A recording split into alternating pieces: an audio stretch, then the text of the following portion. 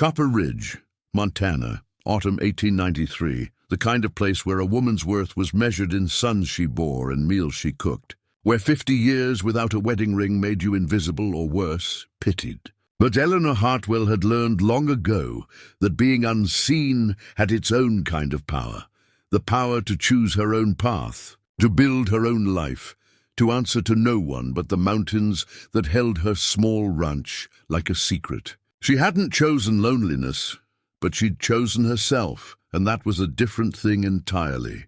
Until the day a young cowboy, with dirt under his nails and questions in his eyes, showed up at her fence line, asking not for work, but for something she'd never thought to give. Before we jump back in, tell us where you're tuning in from, and if this story touches you, make sure you're subscribed because tomorrow I've saved something extra special for you.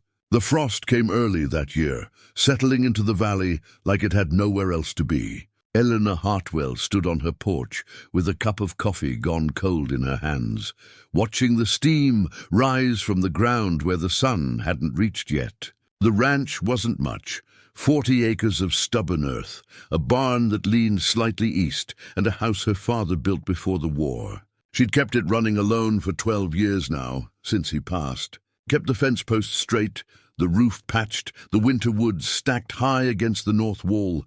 She was 50 years old. She knew this the way she knew the feel of her own hands. Familiar, unremarkable, just fact. Her hair had gone silver early, pulled back always in a braid that hung between her shoulder blades. Her face was lined from the sun and squinting, her hands scarred from wire and wood. She wore men's trousers because skirts caught on everything that mattered, and boots she'd resoled herself 3 times over. The town of Copper Ridge sat 6 miles east, tucked against the base of the mountains like it was trying to hide from something. She went there once a month for supplies, spoke to the storekeep and the postmaster, and left before anyone could ask questions she'd stopped answering years ago. They called her the spinster of the valley, sometimes to her face. She didn't correct them. A spinster was someone who'd been left behind. Eleanor had never been chosen to begin with, and there was a difference. She'd been 17 when her mother died. Her father had needed help with the ranch, and she'd stayed. There had been a boy once, a blacksmith's son with kind eyes and careful hands, but he'd married someone softer, someone who laughed easier. She'd watched him ride past her property for 3 years with his new wife beside him before they moved to Oregon. After that, she'd stopped waiting for anything to change. The years had a way of stacking up quiet. 20 became 30, 30 became 40, and then she was here, 50, and still waking before dawn to feed animals that depended on her. Still mending fence line that never stayed mended. Still alone in a house built for a family that never came. She didn't feel sorry for herself. Self-pity was a luxury, like sugar or new fabric, and she'd learned to live without luxuries. But there were nights, long nights when the wind scraped the roof and the fire burned low, when she wondered what it might have been like. Not marriage, necessarily. She'd seen enough marriages to know they weren't all worth wanting. But touch, closeness, the weight of another person's attention. She'd never known those things, not the way other women had. Never been kissed, never been held, never felt the heat of a man's body next to hers in the dark. It wasn't shame that kept her from seeking it out. It was something quieter than that. A sense that the door had closed so long ago she'd stopped hearing it when it latched. The sun climbed higher. She finished her coffee, rinsed the cup, and pulled on her work gloves. The south pasture fence needed attention before the cattle pushed through again. She grabbed the wire cutters and a coil of new wire from the barn, slung a canteen over her shoulder, and headed out across the frost-stiff grass. The fence line ran along a ridge that overlooked the valley. From there, she could see the smoke from town, the thin ribbon of the creek cutting through the flatland, the dark shape of the forest pressing in from the west. It was beautiful in a way that didn't ask for anything, just existed, persistent and indifferent. She was 2 hours into the work, hands aching, when she heard the horse. It came slow, picking its way along the trail that ran parallel to her property. She didn't look up right away. Travelers passed through sometimes, headed for the mining camps in the high country or the logging outfits near the border. They didn't stop. She didn't invite them to. But this one stopped. She heard the hooves halt, heard the creak of leather as someone dismounted, then boots on gravel coming closer. She kept working, threading wire through the post, pulling it tight. "Mum." The voice was young. Not a boy, but not yet settled into the deeper tones of a man who'd lived long enough to lose things. She glanced up. He stood maybe 10 feet away, hat in his hands, dust on his coat. Tall, lean in the way of men who worked hard and ate little. Couldn't have been more than 25. His hair was dark, falling over his forehead, and his eyes were the color of creek water in summer, clear, uncertain. He looked at her like he was trying to solve something. She straightened, wire cutters still in hand. "Help you?" "I'm looking for work." She looked past him to the horse, a sorrel mare with a frayed bridle and visible ribs. "You don't look like you've got much to spare." "No, ma'am," he said. "That's why I'm asking." She studied him. His hands were calloused, nails broken and dirty. His coat had been mended in 3 places. He wasn't a drifter. Those had a different look, something hollow behind the eyes. This one just looked tired. "I don't need help," she said, turning back to the fence. "Respectfully, ma'am, it looks like you do." She paused, looked at him again. There was no arrogance in his tone, no challenge. Just observation. "What's your name?" "Caleb Thorne." "Where are you from, Caleb Thorne?" "South Dakota, originally. Been working cattle drives the last 6 years. Last one ended in Billings. Foreman shorted the pay and took off before we could argue. Spent what I had getting this far." She didn't ask why he'd come here. Men like him went where the work was, and work was scarce this time of year. She wiped her forehead with the back of her glove, felt the ache in her shoulders. "I can pay for the meals," she said finally. "And a spot in the barn if you need it. But I don't have cash for wages." "Meals are fine," he said. "I'm not asking for charity. I'll earn it." She nodded once. "Fence needs finishing. Then the barn roof. After that, I'll see." He put his hat back on, adjusted it low. "Yes, ma'am." He worked beside her the rest of the afternoon, and he didn't speak unless spoken to. He was strong. She could see that in the way he handled the wire, the way he drove the posts without needing to be shown twice. But there was something else, too, a carefulness. He didn't crowd her space, didn't try to take over the work, just matched her pace and followed her lead. By the time the sun started its descent, the fence was done. She gathered the tools, and he carried the heavier coil without asking. They walked back toward the barn in silence, the kind that didn't need filling. At the barn, she pointed to the loft. "There's blankets up there. Stove's in the corner if you get cold. I'll bring supper in an hour." "Appreciate it," he said. She turned to go, then stopped. "You eat meat?" "Yes, ma'am." "Good. I don't cook fancy." "I don't eat fancy," he replied, and there might have been the smallest hint of a smile. She walked back to the house, her boots heavy on the dirt path. Inside, she lit the stove and started on the stew. Venison, potatoes, carrots from the root cellar. She worked mechanically the way she always did, but her mind was elsewhere. It had been years since anyone had worked beside her, years since she'd heard another voice on her land. She wasn't sure what to make of it. When the stew was ready, she ladled 2 bowls, set them on a tray with bread and water, and carried it out to the barn. He was sitting on a stool near the horse, brushing her down with steady strokes. He looked up when she entered. "Supper," she said, setting the tray on an overturned crate. He stood, setting the brush aside. "Thank you." They ate in the barn, her on a hay bale, him on the stool. The stew was plain but hot. He ate slowly, deliberately, like he was savoring it. "How long since you had a full meal?" she asked. 3 days, he said. "Maybe 4. She didn't say anything to that, just finished her bowl and set it aside. "You run this place alone?" he asked after a while. 12 years now.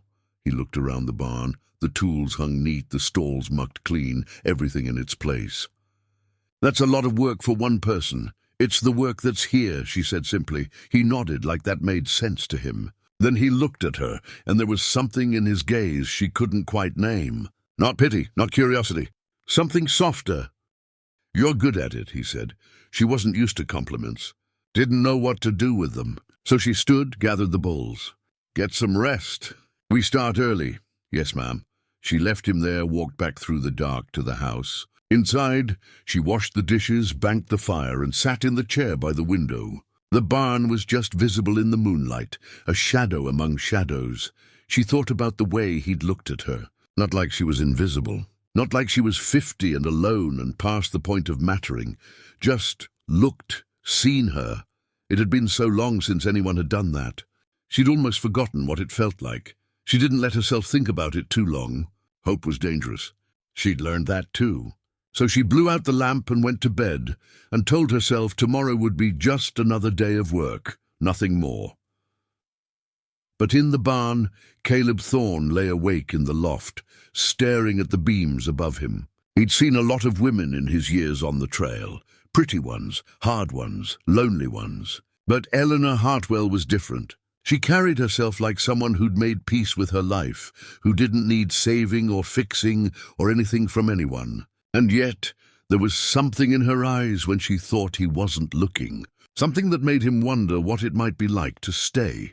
He didn't have much. Didn't have money or land or prospects. But he had hands that could work, and a heart that hadn't been hardened yet by all the things the world could do to a person. And maybe, just maybe, that would be enough.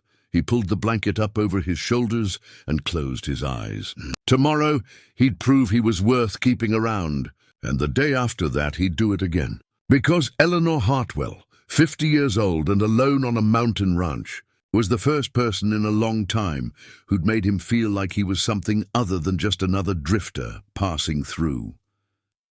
3 weeks passed, like water through a sieve, quick and quiet, leaving only what mattered behind. Caleb Thorne stayed. He fixed the barn roof, reinforced the chicken coop, cleared the drainage ditch that had been clogged since spring. Every morning he was up before Eleanor, and every evening he worked until the light gave out. He didn't complain, didn't ask for more than she offered, and he never once looked at her like she owed him anything. Eleanor had forgotten what it was like to have help, to divide the labor and watch things get done in half the time. The woodpile grew higher. The fences stood straight. The animals looked healthier, better fed. She found herself cooking larger meals, setting out 2 plates instead of 1, and the house felt less like a shell she inhabited and more like a place where life happened. They didn't talk much, but the silences were comfortable. She learned things about him in fragments, that his mother had died when he was 12, that his father drank himself to death 2 years later, that he'd been on his own ever since. He never said it like he wanted sympathy, just stated it like fact, the way she might mention the weather. One evening, as they sat on the porch after supper, he asked her something no one had asked in years. Preparing and narrating this story took us a lot of time. So if you are enjoying it, subscribe to our channel. It means a lot to us. Now back to the story. You ever want to leave this place? She considered the question, watching the mountains turn purple in the failing light. No, this is mine. Only thing that ever was. He nodded slowly. I understand that. Do you? She glanced at him. You've been drifting since you were 14. That's different, he said. I didn't have a choice. You did. And you chose to stay. Sometimes staying is the only choice that makes sense, she said. He looked at her then, really looked, and she felt something shift in the air between them, something that made her hands tighten on the armrests of her chair. You're stronger than most men I know, he said quietly. She didn't know how to respond to that. So she stood, gathered the empty cups. Morning comes early. Yes, ma'am, he said, but his eyes stayed on her until she went inside. That night, she lay awake longer than usual. His words circled in her mind, not because they were flattering, but because they felt true. And truth, when you weren't used to hearing it, had a way of settling into places you didn't know were empty. The trouble started on a Saturday. Eleanor needed supplies, flour, salt, ammunition, nails. She usually made the trip alone, but Caleb offered to drive the wagon, and she didn't refuse. It would be faster with 2, and there were heavy sacks to load.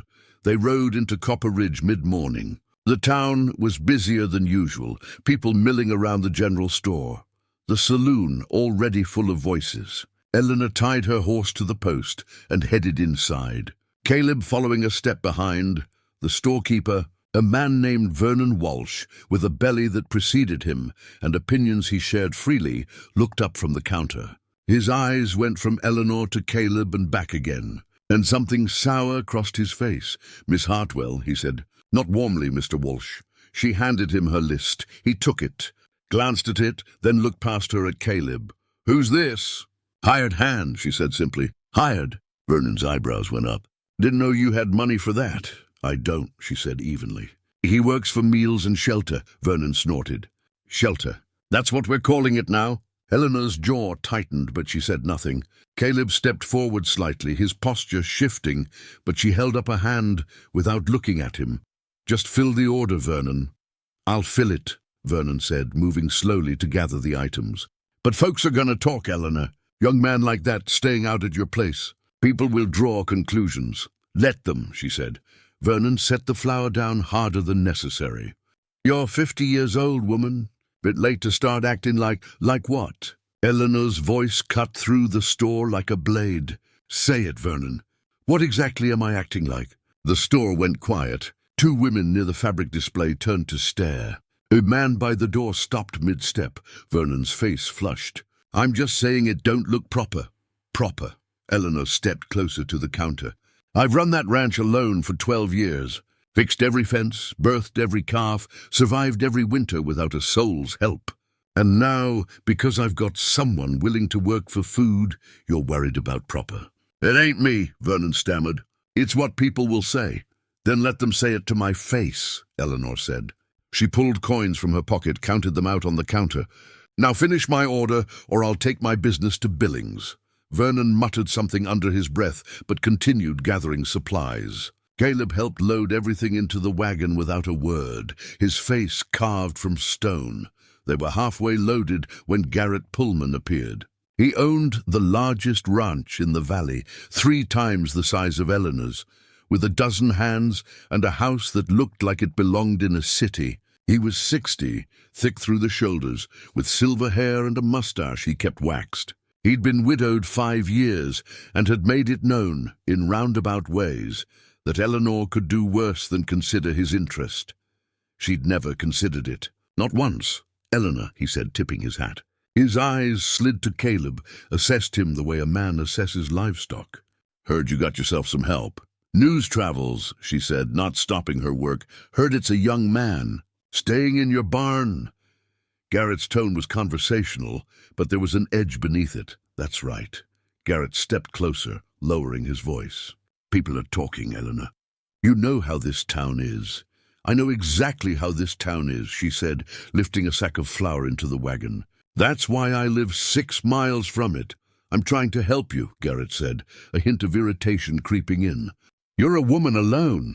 You got a reputation to protect." Eleanor turned to face him fully. "Reputation. That's a funny word coming from a man who keeps a woman in Billings and pretends his hands don't know about it." Garrett's face darkened. Watch your mouth. What?"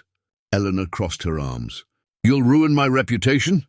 "Too late, Garrett. I've been the spinster of Copper Ridge for 30 years. I'm used to it." "You could have been more," Garrett said, and now the pretense of concern was gone. "I offered you a place. A real home, security.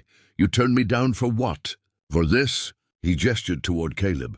"For some drifter half your age who'll be gone by spring?" "He's worth 10 of you," Eleanor said quietly. "And he's never once pretended to care about me when all he really wanted was another 40 acres. Garrett's jaw worked. He stepped closer, too close, and Caleb moved between them without thinking. "Step back," Caleb said. His voice was calm, but his body was coiled tight. Garrett looked at him like he'd just noticed a dog had learned to speak. "Boy, you better remember your place." "My place," Caleb said, "is wherever Miss Hartwell needs me to be. And right now that's between you and her." For a moment the street held its breath. Garrett's hand twitched toward his belt, where Eleanor knew he kept a pistol. But there were too many eyes, too many witnesses. He wouldn't risk it. "Not here. This isn't over," Garrett said, looking past Caleb to Eleanor. "You think you can just live out there alone, doing as you please, and the world will let you? You're fooling yourself." "I've been fooling myself for 50 years," Eleanor said. "I'm good at it." Garrett turned and walked away, his boots heavy on the boardwalk. The crowd that had gathered began to disperse, murmuring. Eleanor finished loading the wagon in silence, and Caleb helped without comment. When they were done, she climbed onto the seat and took the reins. Caleb sat beside her, and they rolled out of town without speaking. They were a mile out when Eleanor finally broke the silence. "You shouldn't have done that." "Done what?" "Stepped between me and Garrett." Caleb looked at her. "He was crowding you. I can handle Garrett Pullman." "I know you can," Caleb said. "Doesn't mean you should have to." She didn't respond to that, just kept her eyes on the road. After a long pause, Caleb spoke again. "They think I'm taking advantage of you." "I know. Does that bother you?" She was quiet for a moment, then shook her head. "What bothers me is that they think I'm too old or too stupid to know my own mind.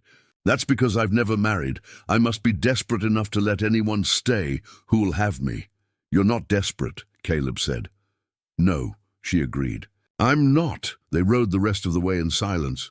When they reached the ranch, Caleb unloaded the wagon, while Eleanor put the supplies away. She moved through the house mechanically, her mind elsewhere. She'd known this would happen, known that the moment she let someone into her life, even in the smallest way, people would make it ugly, would twist it into something it wasn't. She'd spent 30 years being invisible, and now she was visible for all the wrong reasons.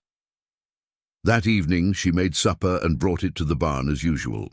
Caleb was sitting on the stool, whittling a piece of wood. He looked up when she entered. "Thank you," he said, taking the plate. She nodded but didn't leave. "I think you should go," she said finally.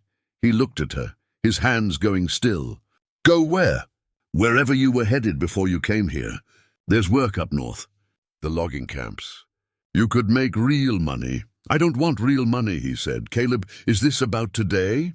He set the plate down. "About what they said?" "It's about what they'll keep saying," Eleanor replied. "And what it'll do to you if you stay. I don't care what they say. You should."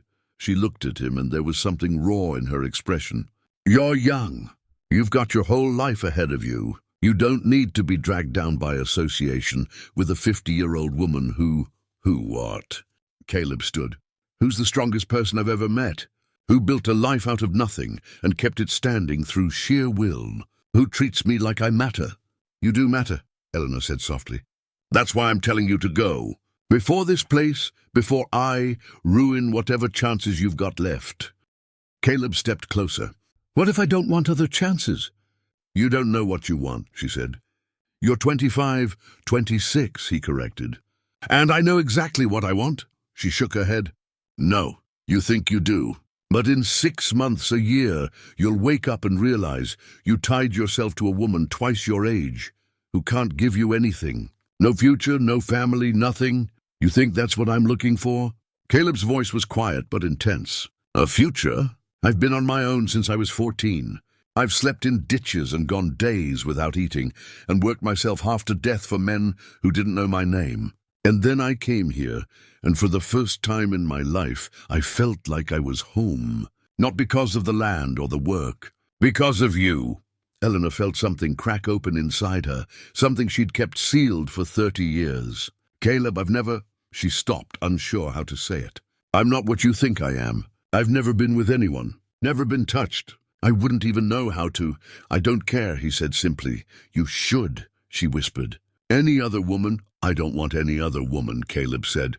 He reached out slowly, giving her time to pull away, and took her hand. His palm was rough, warm. "I want you, exactly as you are. And if you don't want me, then say so. But don't send me away because you think I deserve better. Let me decide what I deserve." Eleanor looked down at their joined hands. No one had ever held her hand before. It felt strange, foreign, like something from a dream. "They'll never stop talking," she said. "Let them talk. Garrett won't let this go. Then we'll deal with Garrett." She looked up at him, searching his face for doubt, for the moment when reality would set in and he'd realize what he was saying. But all she saw was certainty. "I'm 50 years old," she said again, like saying it enough times would make him understand. "I know," Caleb said, "and I'm 26. And none of that matters unless we decide it does. For a long moment, neither of them moved. Then Eleanor pulled her hand back, not harshly but deliberately. "I need to think," she said. He nodded. "Take all the time you need." She left the barn and walked back to the house through the dark. Inside, she sat by the cold stove and pressed her palms against her eyes.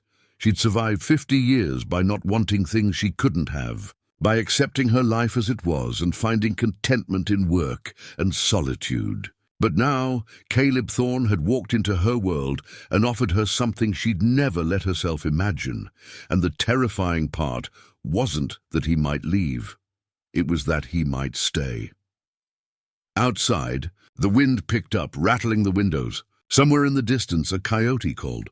And in the barn, a young man lay awake, hoping he'd said the right things, hoping she'd let him prove that love didn't have an age limit, that sometimes the best things came when you stopped looking for them and just started seeing what was right in front of you. Morning came with the sound of an axe biting wood. Eleanor woke to the rhythm of it, steady and sure, and knew without looking that Caleb was already working. She'd lain awake most of the night, her mind circling the same questions until they wore grooves in her thoughts. By dawn, she still had no answers. She dressed and went outside. The air was sharp, promising snow before the week was out. Caleb was splitting logs behind the barn, his breath clouding with each swing. He didn't stop when he saw her, just kept working, and she appreciated that. No pressure, no expectation. She walked to the chicken coop, fed the hens, collected eggs. The routine steadied her. This was real. The weight of the basket, the scratch of claws on dirt, the smell of hay and earth. Everything else felt like something that happened to someone else. When she came back, Caleb had stacked a cord of wood and was starting on another. She set the egg basket down and picked up the second axe. The smaller one she used when her shoulders got tired. "You don't have to," he started. "I know," she said, and began splitting her own pile. They worked side by side until mid-morning, not speaking, just the sound of wood splitting and falling. It was comfortable, familiar, and Eleanor felt some of the tightness in her chest begin to ease. Whatever happened, this was still her land, her work, her life. No one could take that from her. They were loading the split wood into the wheelbarrow when they heard the wagon. Eleanor straightened, wiping her forehead with her sleeve. A single horse, pulling a small covered cart, was making its way up the road to her property. She didn't recognize it. Caleb moved closer, not protectively but present. Eleanor appreciated that too, the fact that he stood beside her instead of in front. The wagon pulled up near the house, and a woman climbed down. She was perhaps 60, dressed in a dark traveling coat and a hat pinned with a single feather. Her face was lined but kind, her eyes sharp and assessing. She walked toward them with the confidence of someone who'd earned the right to go where she pleased. "Miss Hartwell?" she asked. "Yes," Eleanor said. The woman extended a gloved hand. "Margaret Dawson. I run the Women's Agricultural Society out of Helena. I've been traveling through the valley, documenting women who operate their own farms and ranches." Eleanor shook her hand, surprised. "I didn't know there was such a society." "Most people don't," Margaret said with a slight smile. "That's part of the problem. May I speak with you?" "It won't take long." Eleanor glanced at Caleb, who nodded toward the house.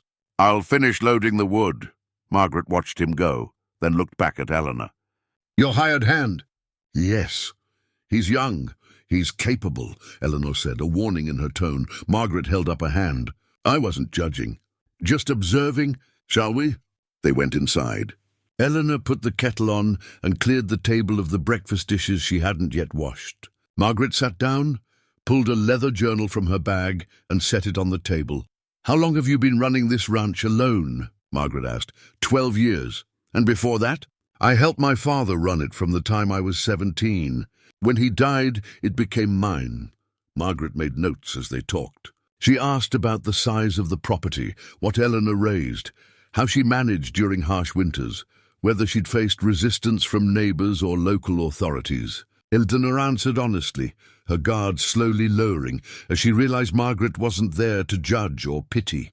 She was simply documenting. "You're not married," Margaret said, "not a question." "No, by choice." Eleanor considered that. "By circumstance." Then by choice. Margaret nodded, writing. I've met 43 women in the last 6 months. Most of them are widows. A few are divorced, though they don't always say so outright. You're only the third who's never married at all. Does that matter?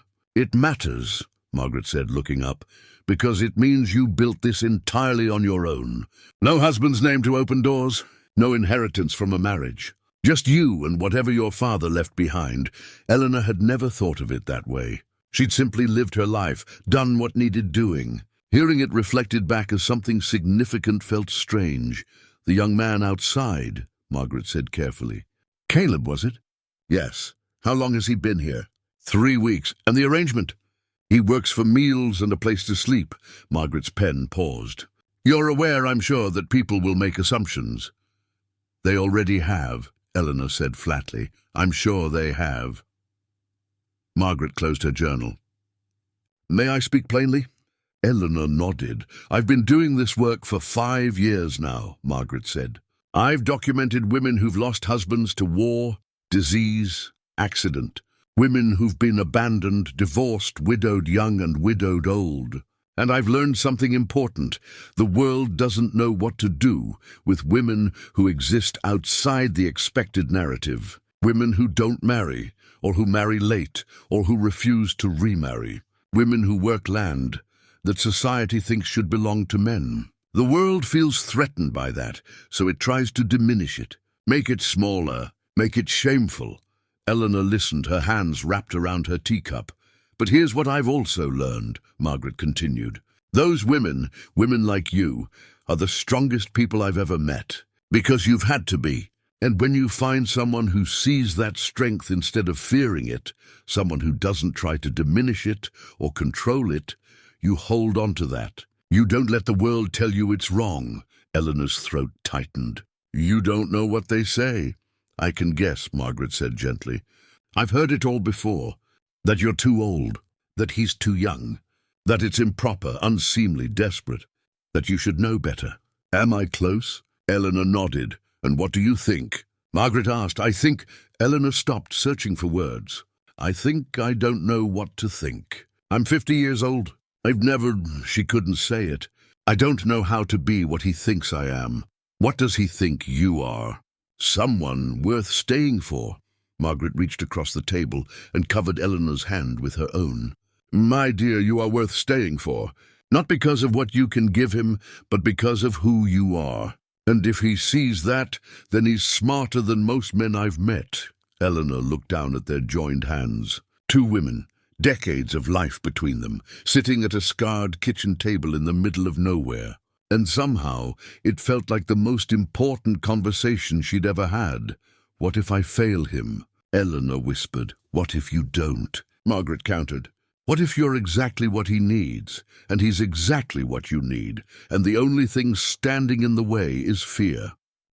I don't know how to not be afraid. None of us do, Margaret said.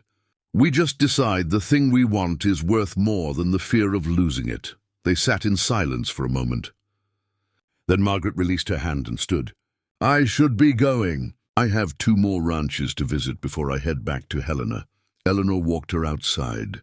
Caleb was stacking the last of the wood, his back to them. Margaret paused by her wagon. One more thing, she said. In my journal, I document not just the ranches, but the women who run them. I note their ages, their circumstances, their challenges. And when I publish this, and I will publish it, people across the territory will read about Eleanor Hartwell, who at 50 years old runs a successful ranch on her own and has the courage to live exactly as she chooses. That's the story I'll tell, not the one the town wants to tell. Eleanor felt something shift inside her, like a door she didn't know was locked suddenly swinging open. Thank you. Margaret climbed into her wagon. Don't let them make you small, Eleanor. You're bigger than this whole valley. She drove away, and Eleanor stood watching until the wagon disappeared over the ridge. When she turned back, Caleb was there, waiting. Everything all right? He asked. Yes, she said. And for the first time in days, she meant it. That afternoon, they rode out to check the north pasture. The cattle were clustered near the creek, healthy and content. Eleanor dismounted and walked along the water's edge, and Caleb followed. Who was she? He asked. The woman this morning. Eleanor told him about Margaret Dawson, about the journal and the society, and what Margaret had said. Caleb listened without interrupting, his eyes on the mountains. "She's right, you know," he said when she finished. "About what?" "About you being bigger than this valley." He picked up a flat stone, skipped it across the creek. "I saw that the first day I met you. The way you carried yourself. Like you didn't need permission from anyone to be exactly who you were." Eleanor watched the ripples spread across the water. "I've never felt big. I've always felt like I was just trying to survive." "Maybe that's the same thing," Caleb said. He turned to face her. "I meant what I said last night, all of it. But I need you to know something else." "What?" "I'm not here because I need saving, or because I'm looking for someone to take care of me. I'm here because when I'm with you, I feel like I'm the best version of myself. Like I could be more than just another drifter with no future. You make me want to build something, to stay somewhere. Does it matter?" Eleanor's breath caught. "You already matter. Not like this," he said quietly. "Not until I met you." She looked at him, really looked, and saw not a boy but a man. A man who'd survived hard things and come through them still capable of gentleness. Still capable of seeing her. "I don't know how to do this," she said. "Do what?" "Any of it. Being close to someone. Letting someone in. I've been alone for so long. I don't know if I remember how to be anything else." Caleb stepped closer, and this time she didn't step back. "Then we'll figure it out together. One day at a time. No expectations, no rush. Just," he gestured between them, "this. Whatever this is." Eleanor felt the weight of 30 years of loneliness pressing against her chest, and beneath it, something new. Something fragile and bright and terrifying. "What if I'm too broken?" she asked. "You're not broken," Caleb said. "You're just careful." "And there's nothing wrong with that." She wanted to believe him. Wanted to believe that it wasn't too late, that she hadn't waited too long, that there was still room in her life for something other than work and solitude. "One day at a time," she repeated softly. "One day at a time." He agreed. They stood there by the creek as the sun began its descent. Two people who'd both been alone for different reasons. Both wondering if maybe, just maybe, they didn't have to be anymore. That evening, Eleanor made supper and brought it to the barn as usual. But this time, when she handed Caleb his plate, she didn't leave immediately. "Would you like to eat inside?" she asked.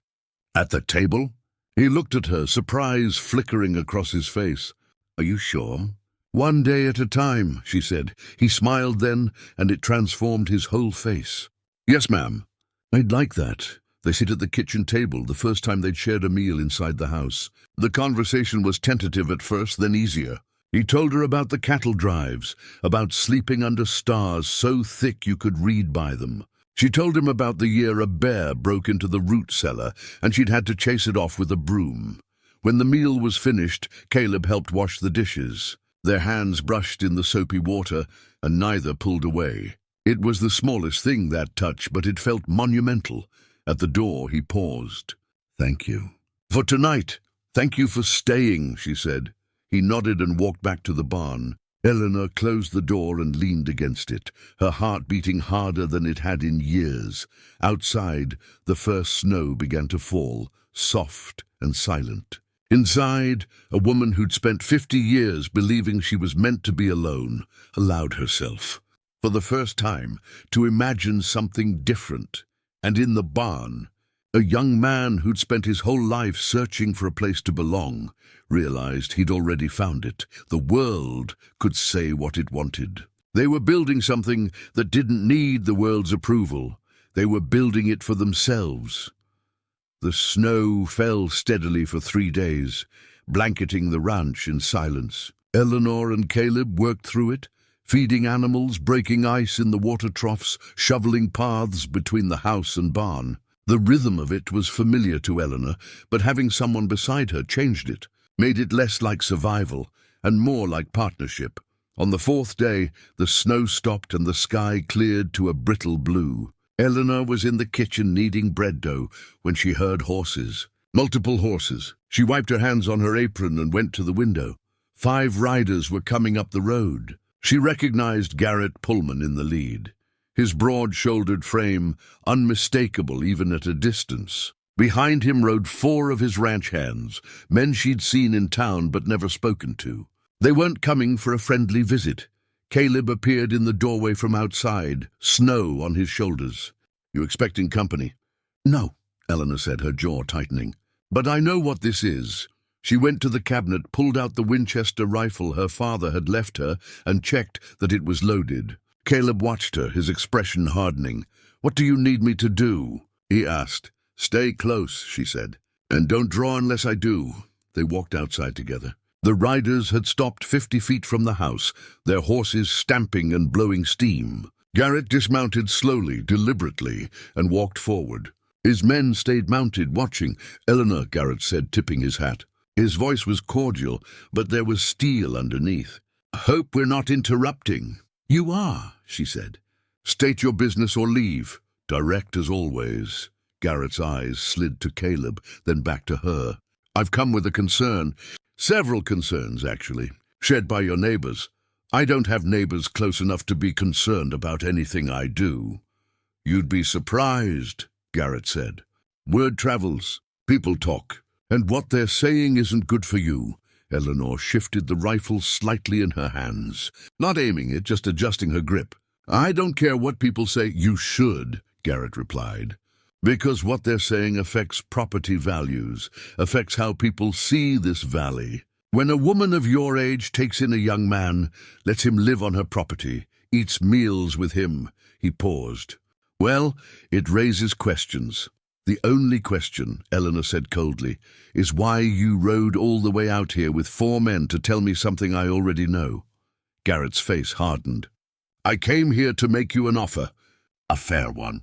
I'll buy your property, give you enough to relocate somewhere respectable, somewhere you can live out your years without," he gestured vaguely, "and without all this trouble. My property isn't for sale. Eleanor, be reasonable." "I am being reasonable," she cut him off. "You're the one who rode onto my land uninvited with armed men to pressure me into selling. That's not reasonable. That's intimidation." One of the mounted men shifted in his saddle. Eleanor recognized him.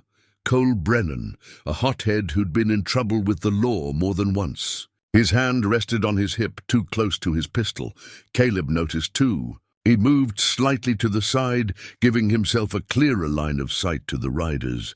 Garrett saw the movement and smiled without warmth. "You planning on defending her honor, boy?" "I'm planning on standing where I'm needed," Caleb said evenly. "Noble," Garrett said. "Stupid, but noble. You know what happens to drifters who overstay their welcome. They end up floating down the creek or buried in a snowbank where no one finds them till spring." "That a threat?" Caleb asked. "Just an observation." Eleanor stepped forward, putting herself between Garrett and Caleb. "You've said your piece. Now get off my land." "I'm trying to help you," Garrett said, his voice rising. "You're making yourself a target, Eleanor. Living out here alone with some boy, acting like you can do whatever you want." "There are rules, standards." "Whose rules?" Eleanor demanded. "Yours, the town's? I've lived by my own rules for 50 years, and I'm not about to change because you decided I'm an embarrassment. You want to know the truth." Garrett stepped closer, his voice dropping to something dangerous. "You were always an embarrassment. A spinster playing rancher, too proud to accept a real man's help, too stubborn to admit you needed saving. I offered you a way out, a chance to be more than just this." He gestured at the house, the land, her. "And you threw it back in my face." "Because I don't need saving," Eleanor said. "I never did." "Everyone needs saving eventually," Garrett said. "And when you come crawling, I won't." The tension hung in the cold air like smoke. Then Garrett turned to his men. "Cole, take a look in that barn. Make sure everything's legal. Stay on your horse," Eleanor said sharply. "You have no authority here." "I'm a county landowner," Garrett said. "That gives me authority." "It gives you property," Eleanor countered. "Not the right to search mine." Cole dismounted anyway, smirking. He started toward the barn, and Caleb moved to intercept him. Cole's hand went to his gun. "Don't," Caleb said quietly. "Or what?" Cole sneered. "You'll do something stupid?" "Try me." Cole's hand closed on his pistol grip. Eleanor raised the Winchester in one smooth motion, not aiming at Cole but making it clear she could. "Next man who draws," she said calmly. "Answers to this." The tableau held 5 mounted men, 1 standing, 2 on foot, and a woman with a rifle who'd spent 12 years defending this land from weather, predators, and isolation. Everyone knew she knew how to use that gun. Garrett raised his hand slowly. "Cole, stand down." "But boss," I said, "stand down." Cole hesitated, then stepped back, his hand leaving his weapon. The mounted men relaxed slightly. Garrett looked at Eleanor with something like grudging respect. "This isn't over," he said. "It is today," Eleanor replied. Garrett mounted his horse. Before he turned it, he looked at Caleb. "You think you're something special, boy? You're not. You're just another hand who'll move on when something better comes along. And when you do, she'll still be here, alone, like always." "Maybe," Caleb said. "Or maybe I'm exactly where I'm supposed to be." Garrett spat in the snow and rode off, his men following. They watched until the riders disappeared over the ridge. Only then did Eleanor lower the rifle. Her hands were steady, but she could feel the tremor starting in her shoulders, the aftermath of adrenaline. Caleb touched her elbow gently. "You all right?"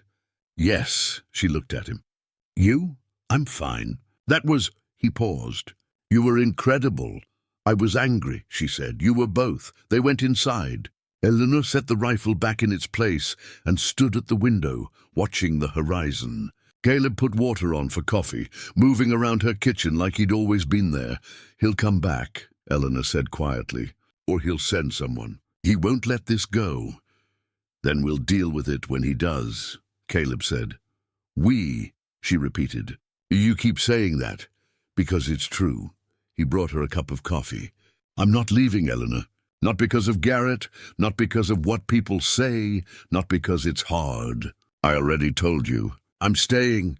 She took the cup, wrapped her hands around its warmth. "You could have drawn on Cole. You didn't." "You told me not to unless you did first," he said simply. "Most men wouldn't have listened. I'm not most men." She looked at him then, really looked and saw the truth of it. He'd stood beside her, not in front of her. Had followed her lead, trusted her judgment, even when things turned dangerous. Most men she'd known would have tried to take over, to protect her by pushing her aside. Caleb had protected her by staying exactly where she needed him. "Where did you learn that?" she asked. "To listen instead of command?" He was quiet for a moment. Then, "My mother. She was small, but she ran our household like a general. My father was twice her size, but he never made a decision without her.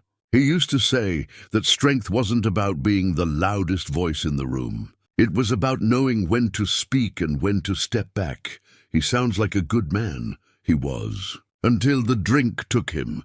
Caleb stared into his coffee. "After my mother died, he couldn't find his way back. Couldn't figure out how to be strong without her. I swore I'd never be like that. Never need someone so much that losing them broke me.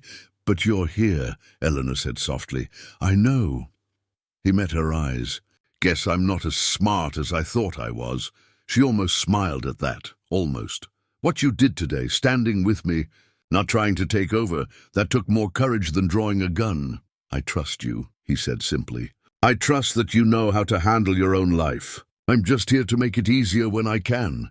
Something shifted in Eleanor's chest. Something that had been locked down for so long she'd forgotten it was there. Trust. Not the kind that came from obligation or necessity, but the kind that was freely given and freely received. "I need to tell you something," she said.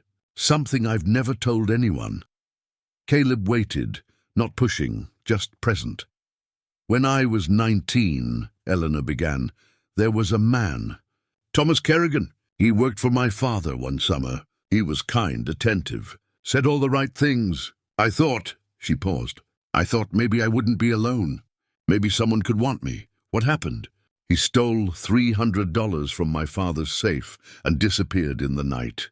Turned out he'd done it before in other towns. He'd find a lonely woman, court her, gain access to her family's money or property, and then vanish."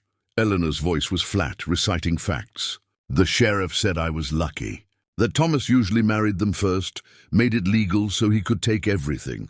Eleanor, after that," she continued, I stopped looking, stopped believing anyone could want me for anything other than what they could take.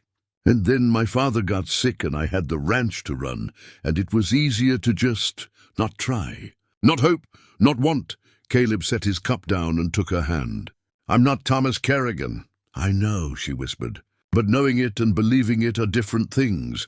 Then let me prove it, he said. Every day. For as long as it takes. They sat in silence, hands joined across the table. Outside, the snow began to fall again, softer this time. The world was trying to bury them, but they'd faced it down together. And that meant something. That evening, Eleanor found herself unable to settle. She cooked dinner. They ate together at the table again. And after Caleb went back to the barn, she sat by the fire with mending in her lap that she couldn't focus on. Her mind kept replaying the confrontation with Garrett. The look on Cole's face when he'd reached for his gun. The way Caleb had stepped up without hesitation. She'd been defending herself for so long. She'd forgotten what it felt like to have someone defend with her. Near midnight, she heard it, a sound that didn't belong. The creak of wood, too deliberate to be wind. She rose silently, crossed to the window and peered out into the darkness. Someone was near the barn. Eleanor grabbed the rifle and slipped out the back door. The snow muffled her footsteps as she moved along the side of the house, keeping to the shadows. The barn door was slightly open, lamplight spilling through the gap. She heard voices, low, urgent. She approached carefully, rifle ready. Through the gap she could see two figures. One was Caleb, standing near his bedroll. The other was a man she didn't recognize, rough-dressed, nervous, holding a pistol but not pointing it. Telling you they're going to burn this place, the stranger was saying. Garrett Pullman paid us $200 each. Me, Cole, and Hank Mercer. We're supposed to set the barn tonight, the house tomorrow if she doesn't leave. Eleanor's blood went cold. Caleb's voice was steady. Then why are you here warning me? Because I ain't a murderer, the man said. Burning property is one thing. But you're sleeping in here. And if she comes running when it goes up and someone gets hurt, he shook his head.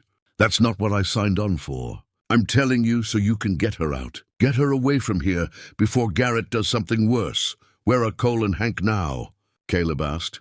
Cole's watching from the ridge. Hank's supposed to be getting the kerosene from town. They'll be back within the hour. Eleanor stepped through the door, rifle raised. Both men spun toward her. Eleanor, Caleb started. You, she said to the stranger.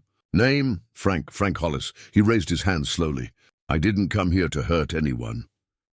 You came here to burn my barn, Eleanor said coldly. I came here to warn you, Frank said. I know that doesn't make it right, but where's Cole now? Exactly? Frank hesitated, then pointed north. On the high ridge, where he can see the barn and the house. Eleanor lowered the rifle slightly. How much did Garrett pay you already? $100. Give it back, Eleanor said. Frank blinked. What? Give it back. Ride out of this valley tonight and don't come back. You do that, and I won't report you to the sheriff. And if I don't, then I'll shoot you for trespassing, and I'll tell the sheriff exactly what Garrett Pullman hired you to do. Either way, you're making a choice right now about what kind of man you want to be. Frank looked between Eleanor and Caleb, weighing his options. Then he reached into his coat, pulled out a folded wad of bills, and set it on the workbench. I never wanted this, he said quietly. I got kids. I needed the money, but not like this. Then go find honest work, Eleanor said. There's plenty of it if you're willing to do it right. Frank nodded once, then left through the barn door. They heard his horse a moment later, riding fast toward the valley. Caleb turned to Eleanor. You could have turned him in. He came back to warn us, Eleanor said. That's worth something. Cole's still out there. And Hank's coming back. Eleanor's mind worked quickly. We need to move the horses to the far pasture. Get them out of the barn. Then we wait. Wait for what? For Cole to make his move. And when he does, we end this. They worked quickly, leading the horses through the darkness to the eastern pasture, where the trees provided cover. By the time they returned to the barn, nearly an hour had passed. Eleanor positioned herself inside the barn, rifle ready, while Caleb took the shadows near the house. They didn't have to wait long. Cole appeared first, moving low and fast from the ridge. He carried a can of kerosene and a bundle of rags. He approached the barn from the blind side, exactly as Eleanor had expected. She watched him through a gap in the boards as he set down his supplies and began soaking the rags. She waited until he pulled out matches. Then she stepped out, rifle leveled at his chest. "Drop it," Cole froze. His hand was still on the matchbox. His eyes darted to the kerosene, to the barn, to Eleanor's face. "I said, drop it." "You won't shoot me," Cole said. But his voice wavered. "I've shot wolves, coyotes, and a bear that broke into my root cellar," Eleanor said calmly. "You think I won't shoot a man trying to burn down my home?" Cole's hand opened. The matchbox fell into the snow. Caleb emerged from the shadows, his own rifle raised.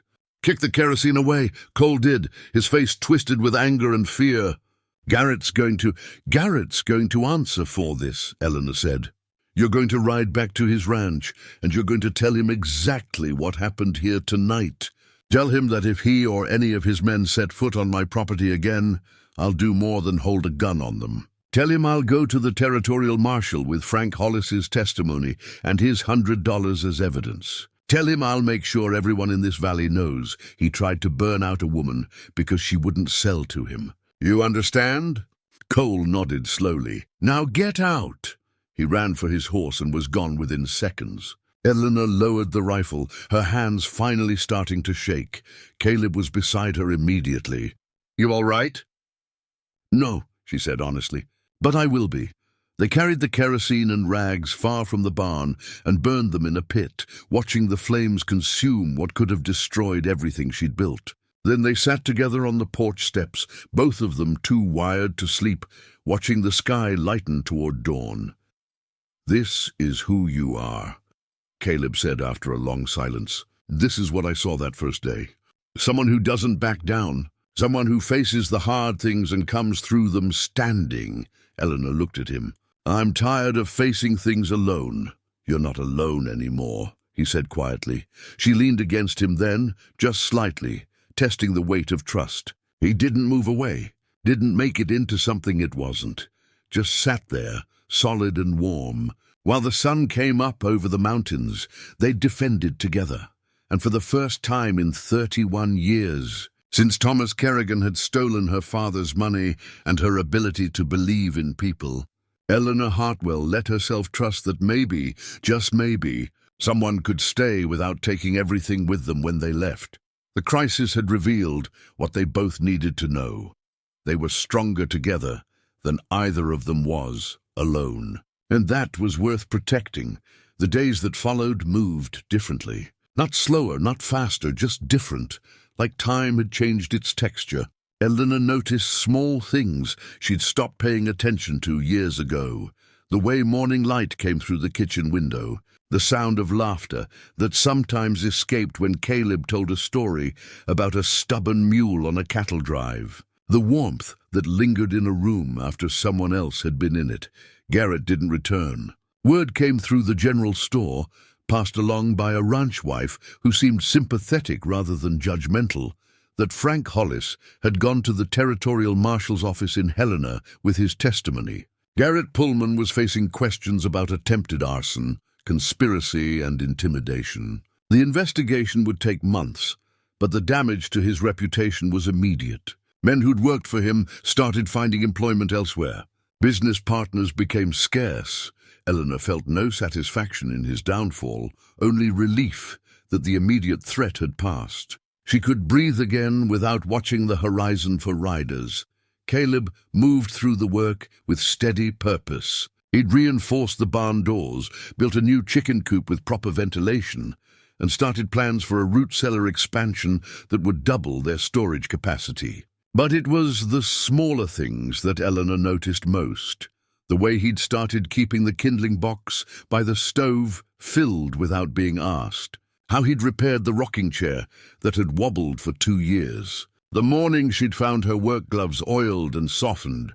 Sitting on the porch rail, one afternoon, she caught him in the pasture with the sorrel mare, speaking to her in low tones while he worked a tangle from her mane. The horse, which had been skittish when he'd arrived, now leaned into his touch. Eleanor watched from the fence line, something tightening in her chest that wasn't quite pain, but wasn't quite comfort either.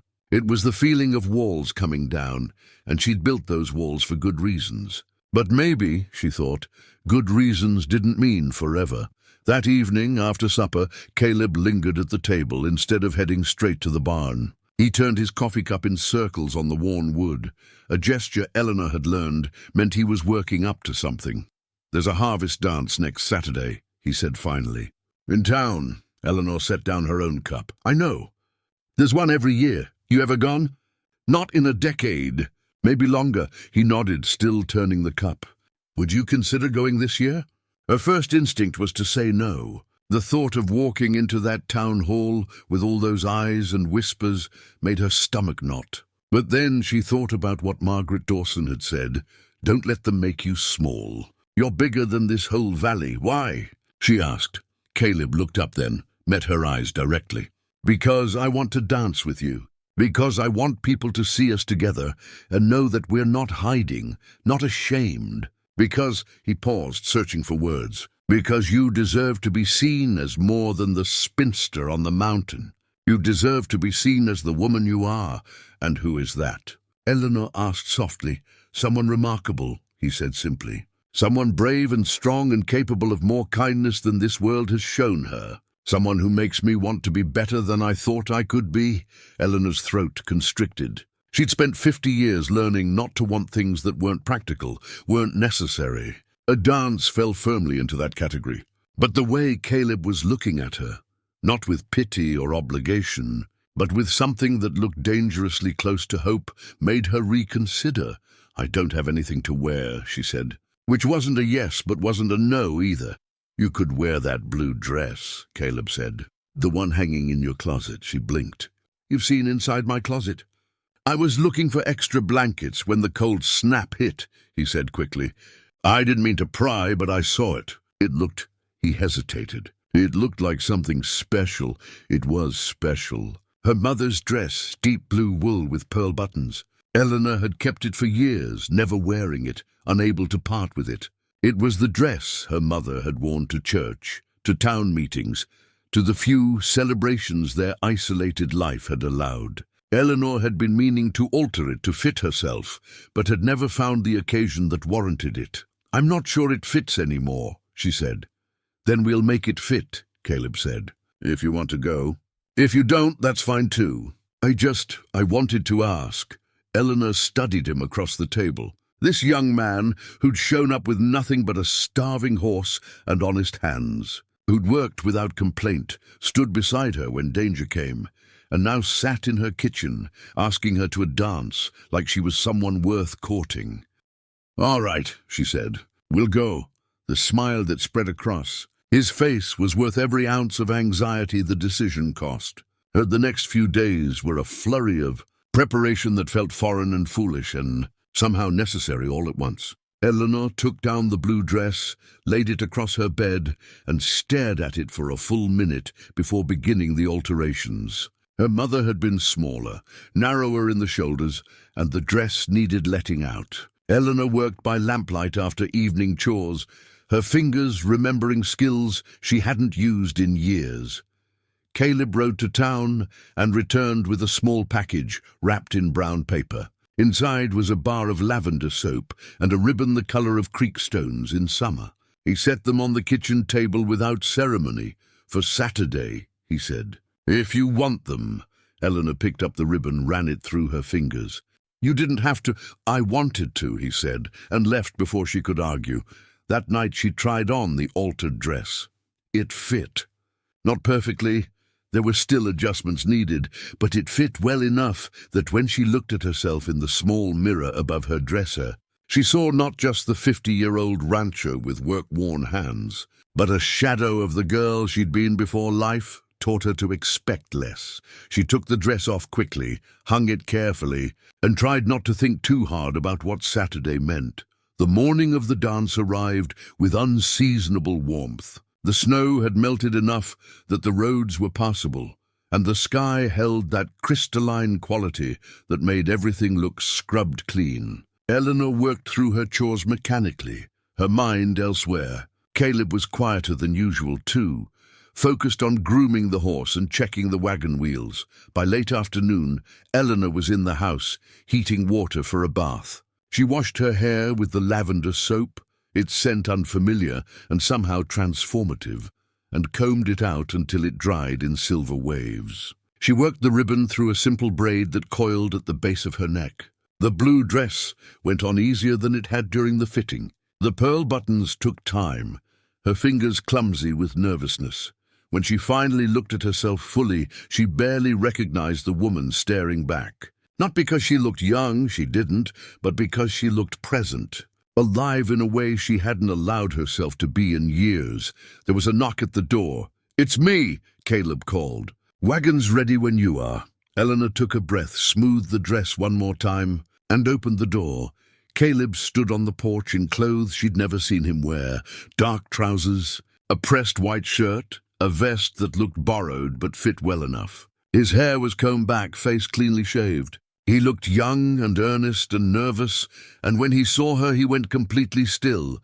"Eleanor," he breathed. "It's too much," she said immediately. "I should change." "No," he said quickly. "You look—" He stopped, started again. "You look beautiful." The word landed between them like something fragile. Eleanor had been called many things in her life: capable, stubborn, difficult, strange. But beautiful? That word belonged to other women, younger women. Women who hadn't spent 50 years working land and weather and loneliness. "You don't have to say that," she said. "I'm not saying it because I have to," Caleb said. He stepped closer, careful, like approaching something wild. "I'm saying it because it's true. Because when I look at you, I see someone who's carried the weight of the world and still stands straight. Someone who's been knocked down and always gets back up. Someone who—" He paused, his voice dropping. "Someone who makes me understand what strength really looks like." Eleanor felt something crack open in her chest. Something she'd sealed shut after Thomas Kerrigan. After all the years of rejection and invisibility. It hurt, that opening, like frost-bitten fingers brought too close to fire. But beneath the hurt was something else, something that felt like waking up.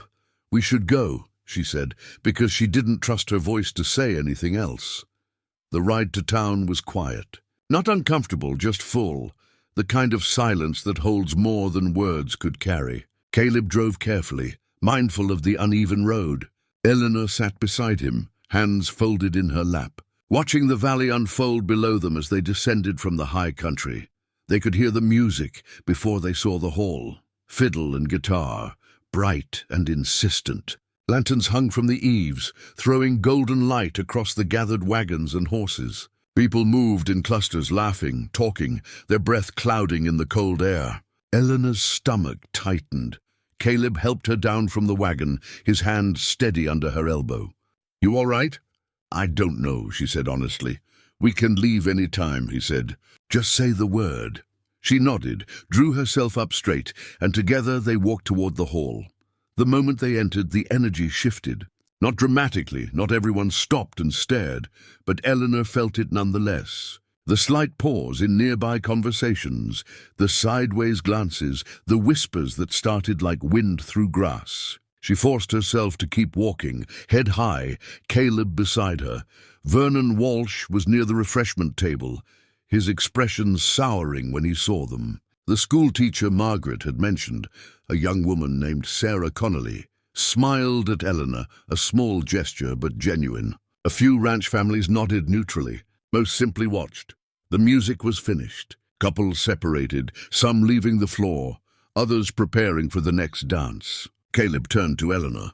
"May I?" he asked, extending his hand. Every instinct told her to refuse, to stay safely on the sidelines where she'd spent her whole life. But Margaret's words echoed again. "Don't let them make you small." She took his hand. They walked onto the floor together.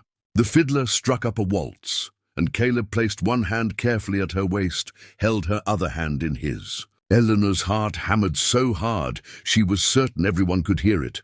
"I haven't danced in 30 years, she whispered. "Then we'll figure it out together," Caleb said, and began to lead.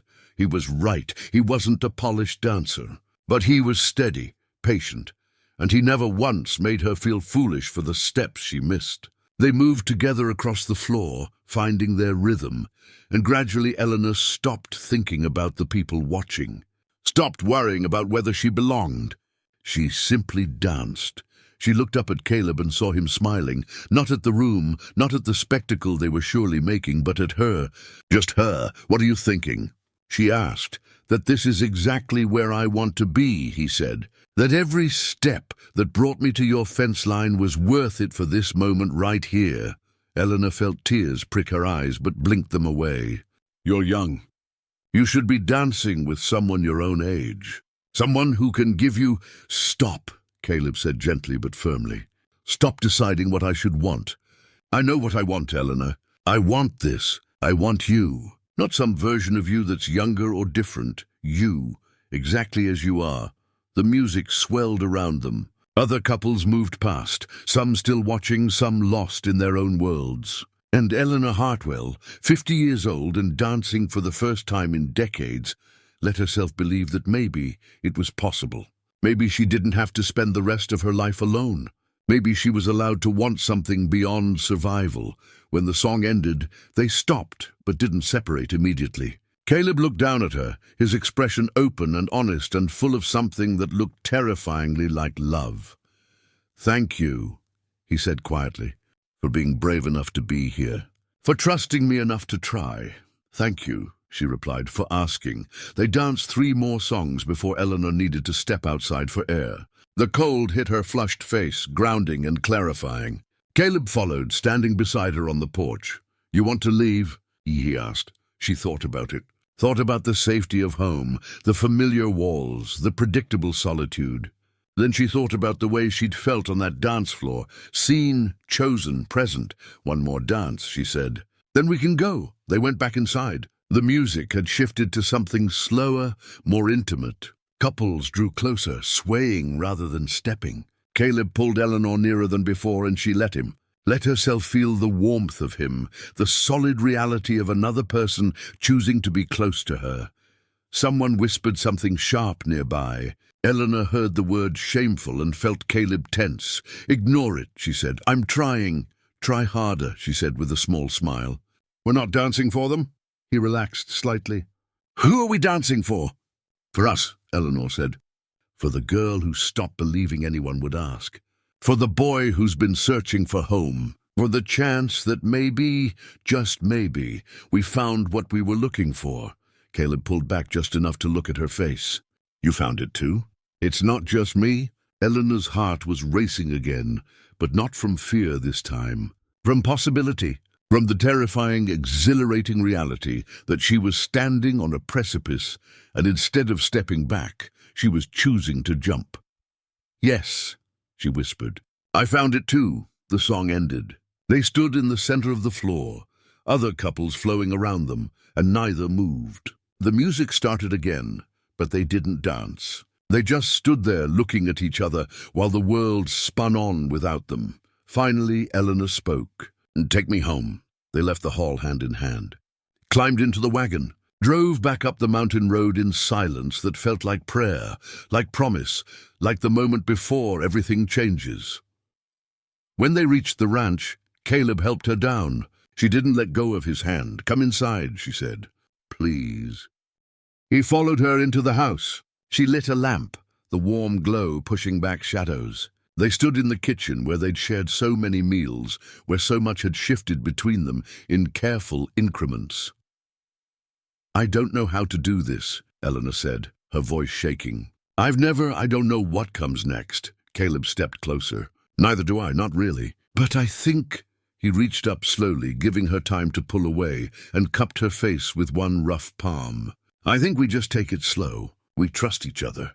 We don't rush. We just be." Eleanor closed her eyes, leaning into his touch. This was trust. This was a vulnerability. This was everything she'd spent her life protecting herself from, offered freely to someone who'd proven himself worthy of it.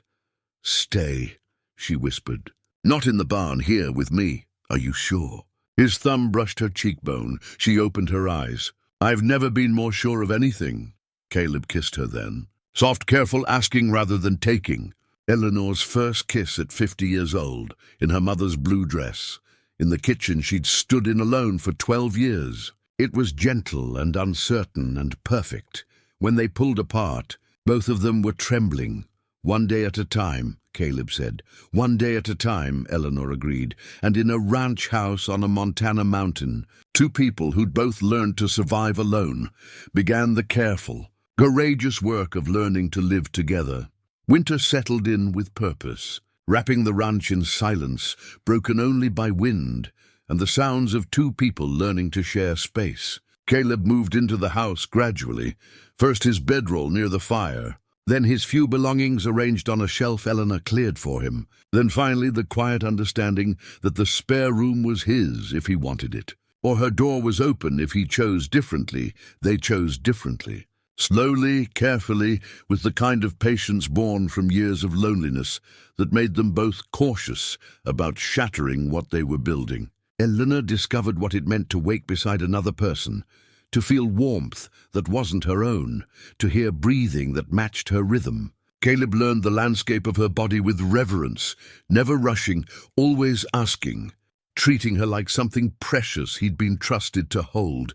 There were awkward moments, times when Eleanor's inexperience made her feel foolish, times when Caleb's youth made him uncertain, but they navigated them together with honesty and occasional laughter that eased the tension. He taught her that intimacy wasn't something to fear or perform, but something to discover. She taught him that patience was its own kind of passion. The ranch thrived under their combined efforts. What had been mere survival became something closer to abundance. The cattle were healthier, the fences secure, the wood stores higher than they'd been in years. They worked in tandem now, anticipating each other's movements, dividing labor without discussion. In the evenings, they read by firelight, or Caleb whittled while Eleanor mended. Or sometimes they simply sat in comfortable silence that spoke of contentment neither had known they could possess. But the outside world had not forgotten them. The letter came in late January, delivered by the postal rider who looked apologetic as he handed it over. Eleanor recognized the seal, the Copper Ridge Town Council. She opened it at the kitchen table while Caleb put coffee on, her stomach already tightening.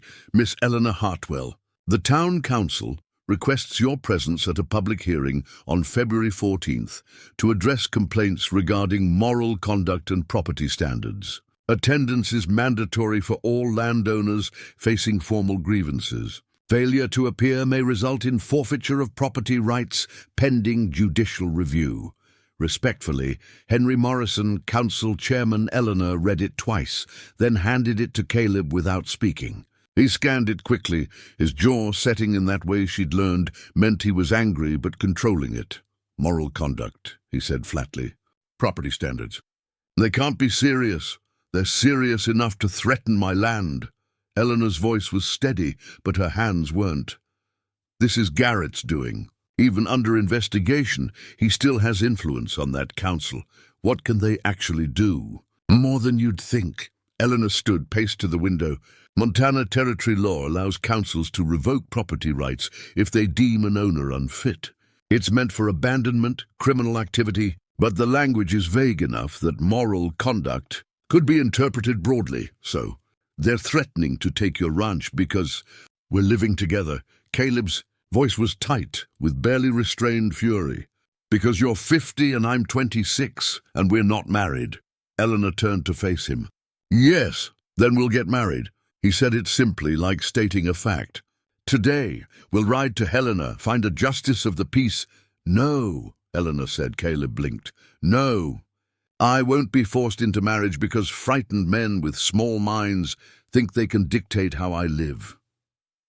Eleanor's voice was calm but absolute. "I won't let them turn what we have into something we did out of fear or obligation. Then what do we do?" Eleanor looked at the letter again, at the date circled in black ink. Valentine's Day. Of course they'd chosen that date, another way to mock what she and Caleb had built. She thought about backing down, about sending Caleb away temporarily to appease them, about bowing to pressure the way she'd seen other women do. Then she thought about Margaret Dawson's words, "Don't let them make you small." "We go," Eleanor said. "We stand in front of that council and everyone else who wants to judge us, and we tell them the truth." "What truth?" Eleanor met his eyes. "That I'm 50 years old, and I've spent my entire life doing what was expected, what was proper, what everyone said was right. And it left me alone in a house built for a family, working myself to exhaustion, believing I didn't deserve anything more. And then you showed up, and for the first time in my life, I chose something for myself. Not because it was proper, not because anyone approved, but because it made me happy. Because you make me happy." Her voice strengthened. "And if they want to punish me for that, let them try. But I won't apologize for finally choosing to live." Caleb crossed to her, took her hands. "They'll say terrible things. Let them. They'll try to shame you. They've been trying to shame me for 30 years. I'm used to it." "Eleanor!" He paused, searching for the right words. "I love you. I need you to know that before we walk into that room. I love you for your strength, your courage, your refusal to break even when the whole world is trying to bend you. And whatever happens in that hearing, whatever they say or do, that doesn't change. Nothing changes that." Eleanor felt tears threaten, but held them back. "I love you too. I didn't think I was capable of it anymore, but I do. And that's worth fighting for." The weeks until the hearing passed with deliberate normalcy. They worked, they ate, they held each other at night and made plans for spring planting. But underneath it all ran a current of tension, an awareness that the life they'd built was about to be examined and judged by people who'd never struggled the way they had. 3 days before the hearing, Margaret Dawson arrived unannounced. Her wagon rattled up to the house in late afternoon, and she climbed down with her characteristic no-nonsense efficiency. "I heard about the hearing," she said without preamble. "Came to see if you needed a witness." Eleanor, who'd been mucking out stalls, straightened in surprise. "How did you—" "I make it my business to know when the territory tries to punish women for living on their own terms." Margaret pulled a leather folder from her wagon. "I've documented 47 cases like yours across Montana, Wyoming, and Idaho. Town councils using morality clauses to seize property from women who don't conform. Sometimes they succeed, sometimes they don't. It depends on who shows up to fight. You'd testify." Caleb asked, joining them. "I'd do more than that." Margaret opened the folder, revealing pages of neat handwriting and newspaper clippings. "I'd present documented evidence that what you're facing is part of a pattern. Garrett Pullman has tried this before with other women who rejected him. That the council has selectively enforced these standards only against women, never against men who keep mistresses or father children out of wedlock. That this hearing is not about morality or property standards, it's about control." Eleanor stared at the papers, then at Margaret. "Why would you do this?" "Because I'm tired of watching women lose everything because they dared to choose their own path," Margaret said simply. "Because I was you 30 years ago. Different circumstances, same judgment. And because someone helped me fight back and I won. Now I help others fight." Eleanor felt something in her chest expand, some tight knot of isolation beginning to loosen. She'd spent so long believing she had to face everything alone. But here was Margaret, offering alliance without expectation. Here was Caleb, standing beside her without hesitation. Maybe strength wasn't just about enduring in isolation. Maybe it was also about accepting help when it was freely given. "Thank you," Eleanor said. "We accept." The morning of February 14th dawned cold and clear. Eleanor dressed in her best wool skirt and jacket. Practical, clean, respectable. She braided her hair simply and pinned it in place. No adornment, no effort to appear as anything other than what she was. Caleb wore his cleanest clothes, brushed his hair back, and checked the wagon 3 times to ensure everything was secure. They rode to town with Margaret following in her own wagon. The journey took 2 hours, and none of them spoke much. What was there to say? They all knew what they were walking into. The town hall was packed. Eleanor hadn't expected that, thought maybe the council and a few busybodies would attend. But the benches were full, people standing along the walls, faces she recognized and faces she didn't. Vernon Walsh sat front and center, arms crossed. Sarah Connolly, the schoolteacher, sat near the back with several other younger women. Frank Hollis stood by the door, hat in his hands, looking uncomfortable. The council sat at a raised table at the front. 5 men, all over 50, all landowners. Henry Morrison in the center, flanked by Garrett Pullman on his right. Eleanor's stomach clenched. Of course, Garrett was on the council. She should have known. Garrett's face was carefully neutral, but his eyes glittered with satisfaction when he saw her enter. This was his revenge for her refusal, for Frank's testimony, for every time she'd chosen herself over his demands. Eleanor walked down the center aisle with Caleb beside her and Margaret behind. They sat in the front row. The room buzzed with whispers. Morrison banged a gavel. "This hearing will come to order. We're here to address complaints filed against Miss Eleanor Hartwell regarding violations of community moral standards and property maintenance requirements." He shuffled papers importantly. "Miss Hartwell, you stand accused of cohabiting with a man to whom you are not married, creating a public scandal and bringing disrepute to this community. How do you respond?" Eleanor stood. The room went quiet. She took a breath, steadied herself and spoke. "I respond by asking what law I've broken." Morrison blinked. You stated accusations, not laws. Is there a territorial statute that prohibits cohabitation between unmarried adults? There are standards of decency. Are there laws?" Eleanor pressed. "Actual laws that I've violated?" Morrison's face reddened. Garrett leaned over and whispered something. Morrison cleared his throat. "While there may not be a specific statute, the council has authority to enforce community standards. Community standards that apparently only apply to women," Margaret Dawson said, rising from her seat. "Because I've documented 12 men in this town alone who keep women in their homes unwed. Some have children with these women, yet I don't see any of them facing hearings. Who are you?" Morrison demanded. "Margaret Dawson, Women's Agricultural Society of Montana Territory. I'm here as a witness and advocate for Miss Hartwell. This is highly irregular." "What's irregular?" Margaret continued, cutting him off. "Is a council with a clear conflict of interest presiding over a hearing designed to seize property from a woman who rejected one of its members. Mr. Pullman, how many times have you attempted to purchase Miss Hartwell's ranch?" Garrett's face darkened. "That's irrelevant. It's entirely relevant," Margaret said. "It establishes a motive. You want her land. She won't sell, so you manufacture a morality complaint to force her out. It's not the first time you've tried this tactic." She pulled papers from her folder. "I have testimony from 2 other women you targeted with similar complaints after they refused your business proposals." The room erupted in murmurs. Morrison banged his gavel repeatedly. "Order! We're not here to—" "Then what are we here for?" Eleanor asked loudly. The room quieted. "You say you're concerned about community standards. Fine, let me tell you about standards. I've maintained my ranch alone for 12 years. Paid every tax, met every obligation, never asked this town for help or charity.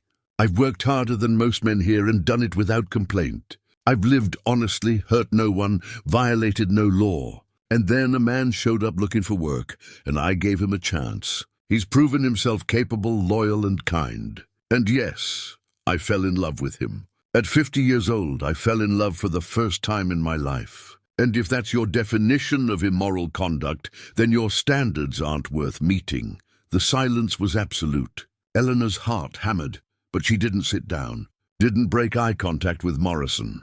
"Furthermore," she continued, "if this council attempts to seize my property based on these false pretenses, I will take this case to territorial court. And I will win. Because Mr. Pullman's arson attempt, for which there are witnesses and testimony, makes any action by this council look like exactly what it is: retaliation and corruption." Garrett shot to his feet.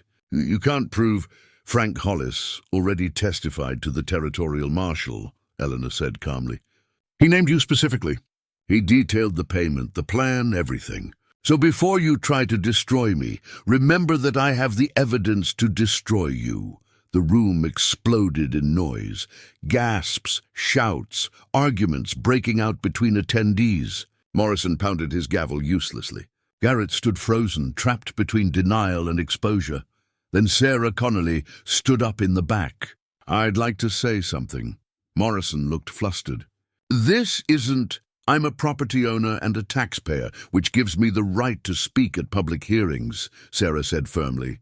She walked forward until she stood beside Eleanor. "I've taught in this town for 5 years. I'm 28 and unmarried. I rent a house from Mr. Walsh and live alone, which apparently makes me subject to the same scrutiny as Miss Hartwell. Except no one's ever called a hearing about me. Why? Because I'm young enough not to be threatening, quiet enough not to be noticed. But Miss Hartwell, she's successful, independent, and now she's found happiness. And that terrifies you. Because if she can live on her own terms, then maybe other women will start asking why they can't." 3 other women stood, then 5 more, then a dozen. The back half of the room was filled with standing women, silent support that spoke louder than words. Morrison looked panicked. He conferred urgently with the other council members, all except Garrett, who stood staring at Eleanor with naked hatred. Finally, Morrison banged his gavel one last time. "This hearing is postponed, pending further review of procedures and relevant precedents. We'll reconvene at a later date." "There will be no later date," Margaret said clearly, "because Miss Hartwell has violated no law, and this council has no legitimate grounds to proceed. If you attempt another hearing, the Women's Agricultural Society will file a formal complaint with the territorial governor and every newspaper between here and Helena. Your choice, gentlemen." Morrison's mouth opened and closed. Then he gathered his papers with shaking hands. Meeting adjourned. The crowd began to disperse, some people leaving quickly, others lingering to speak with Eleanor. Sarah Connolly squeezed her hand. Several women nodded their support. Frank Hollis approached hesitantly. "I'm glad you stood up to them," he said quietly. "For what it's worth. It's worth something," Eleanor said. "Thank you for the truth you told."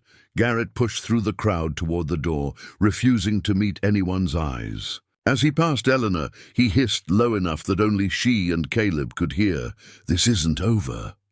"Yes, it is," Eleanor said calmly. "You just don't know it yet." He left, and Eleanor felt Caleb's hand find hers, warm and steady. Outside, the winter sun was brilliant on snow. They stood on the steps of the town hall, Eleanor, Caleb, and Margaret, and breathed air that tasted like victory.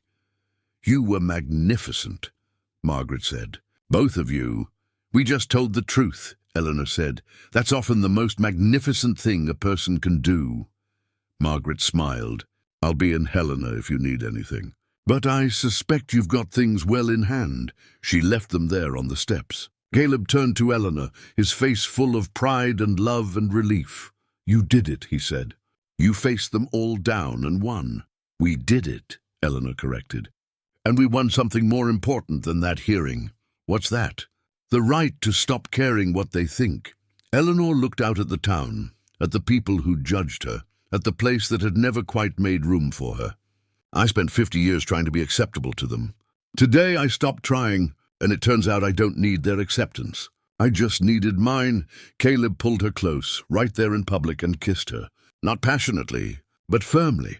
A statement of belonging, of choice, of 2 people who'd found each other and refused to be ashamed of it. When they pulled apart, Eleanor saw faces watching from windows, from across the street. And she didn't care. Let them watch. Let them talk.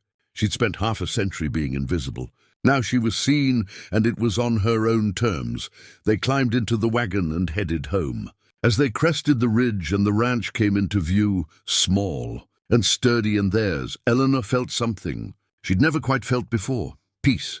Not because the fight was over. There would always be fights. But because she knew now that she didn't have to face them alone. And more importantly, she knew she deserved not to. The land stretched out before them, white and waiting for spring, and somewhere in the future that Eleanor had stopped believing in. There were seeds to plant, fences to mend, storms to weather, and mornings to wake up beside someone who saw her clearly and loved her anyway.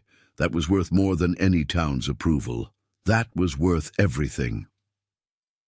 Spring came to Montana with its usual reluctance. Snow melting in uneven patches, mud replacing frost. The world transforming from white to brown before green would dare to show itself. Eleanor stood on her porch, watching the creek swell with runoff, listening to the first birds return from wherever they'd hidden through the winter.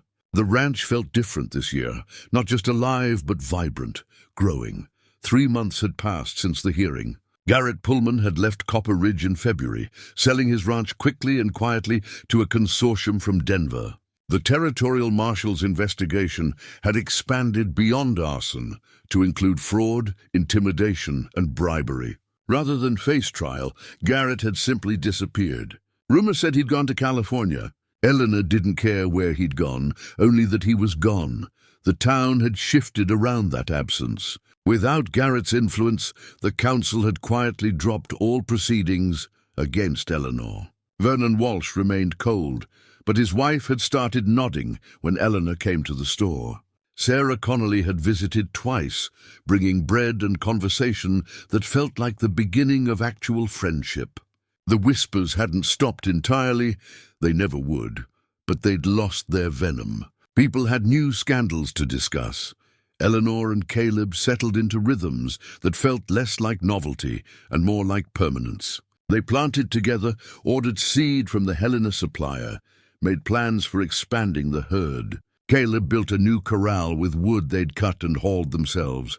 Eleanor taught him her father's method for reading weather patterns, for knowing when to move the cattle and when to keep them close.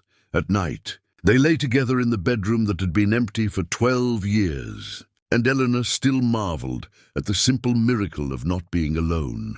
Caleb traced the lines of her body like he was memorizing something precious, and she learned to accept touch without flinching, without waiting for it to be taken away. One evening in early April, as they cleared the supper dishes, Caleb spoke carefully. "I've been thinking about something." Eleanor set down the plate she was drying. "Should I be worried?" "No. Maybe. I don't know." He ran a hand through his hair. A gesture she'd learned meant he was nervous. "I know you said you didn't want to get married because we were being forced. That you didn't want to do it out of obligation? That's right, and I respect that." "I do, but—" He turned to face her fully. "What if we did it now? Not because anyone's making us, not because we have to prove anything, but because we want to. Because—" He paused, searching for words. "Because I want to stand in front of people who matter and say out loud that you're mine and I'm yours. Because I want you to have the legal protection of being my wife if anything ever happened to me. Because I want—" His voice cracked slightly. "I want everyone to know that someone as remarkable as you chose me." Eleanor's throat tightened. She'd thought about marriage in the abstract, the way you think about distant weather. It was a concept that belonged to other people, younger people, people whose lives had followed the expected paths. But hearing Caleb say it like this, not as an obligation but as a declaration, made it real. "I'm 50 years old," she said, not because she doubted, but because she needed him to truly understand. "I'll never give you children. I'll grow older while you're still young. Eleanor," he took her hands, "I know exactly who you are. I know your age. I know your history. I know every reason why people think this shouldn't work. And I don't care. I'm not asking you to be different. I'm asking you to marry me exactly as you are. Why? Because you make me better. Because coming home to you feels like the first real home I've ever had. Because when I think about my future, every single version of it has you in it." He squeezed her hands gently. "Because I love you. Not despite who you are, but because of it." Eleanor felt tears slip down her cheeks before she realized she was crying. 50 years without anyone wanting her, and now this man, this young, kind, stubborn man, was asking her to build a life together officially, permanently. "Yes," she whispered. "Yes, I'll marry you." Caleb pulled her close, and they stood in the kitchen that had witnessed so much of their growing together, holding on to what they'd found, They decided on May 15th, not a long engagement. Neither of them saw the point in waiting. Eleanor wrote to Margaret Dawson, who responded with enthusiasm and an offer to help organize. Sarah Connolly volunteered to make the cake. Frank Hollis offered his barn if they wanted a larger space, but Eleanor declined. This wasn't a performance, this was a promise. They would marry at the ranch, on the land that had sustained Eleanor through loneliness and brought Caleb to her door. Just a handful of witnesses. Nothing elaborate. Nothing that required pretense or spectacle. Eleanor spent a week altering her mother's blue dress one final time, adjusting it perfectly, adding small touches. Her mother's silver brooch at the collar, the ribbon Caleb had given her woven through her braid. She worked on it in the evenings while Caleb carved something in the barn he wouldn't show her, saying only that it was a surprise. The morning of May 15th dawned, clear and warm. The kind of day that promised summer was possible after all. Eleanor woke to find Caleb already outside, arranging chairs in front of the house. She watched him from the window, his careful placement of each seat, the way he stepped back to assess his work, the concentration on his face. He was building something permanent, and it showed in every deliberate movement. Margaret Dawson arrived at noon with a minister she'd convinced to make the journey, an older man named Reverend Thomas who believed, as Margaret did, that love had no age limit and deserved celebration regardless of circumstance. Sarah Connolly came with her cake, 3 layers of careful construction. Frank Hollis arrived with his wife Martha, a quiet woman who'd apparently been arguing with Frank for months about making amends. 2 ranch families who'd bought cattle from Eleanor over the years showed up unexpectedly, saying they'd heard there was a wedding and wanted to pay respects. By 2 o'clock, there were 15 people gathered in Eleanor's front yard. Not a crowd, but more than she'd expected. More than she'd dared to hope for. She dressed in the blue dress, pinned her hair, fastened the brooch. Her hands shook slightly as she looked at herself in the mirror. The woman looking back was 50, undeniably. The lines around her eyes spoke of years squinting into sun and wind. Her hands were marked by work, but her eyes were bright in a way they hadn't been a year ago. She looked alive. She looked loved. There was a knock on the bedroom door. "It's me," Margaret called. "Can I come in?" Yes, Margaret entered, elegant in a dark green dress. She took one look at Eleanor and smiled. "You're beautiful." "I'm old," Eleanor said, but there was no sadness in it. "Just fact. You're exactly the age you need to be," Margaret corrected. "And you're about to marry a man who sees that clearly. That's not settling, Eleanor. That's victory." Eleanor nodded, blinking back tears. "I never thought. I gave up hoping for this." "I know. Most of us do. We learn to want less because wanting more hurts too much." Margaret stepped closer, adjusted Eleanor's collar gently. "But then sometimes the universe surprises us. It sends us exactly what we need, exactly when we've stopped demanding it. And the bravest thing we can do is accept it." "I'm terrified," Eleanor admitted. "What if I'm not good at being married? What if I disappoint him?" "You've already been living as partners. The marriage is just making it official." Margaret squeezed her shoulder. "And Eleanor? That young man out there looks at you like you hung the moon. You couldn't disappoint him if you tried." There was a tap on the door. Caleb's voice uncertain. "We're ready when you are. But there's no rush. Take your time." Eleanor took a breath, smoothed her dress, looked at Margaret. "How do I look?" "Like a woman who's about to claim her happiness," Margaret said. "Now go." "He's waiting." Eleanor walked through the house she'd lived in alone for so long.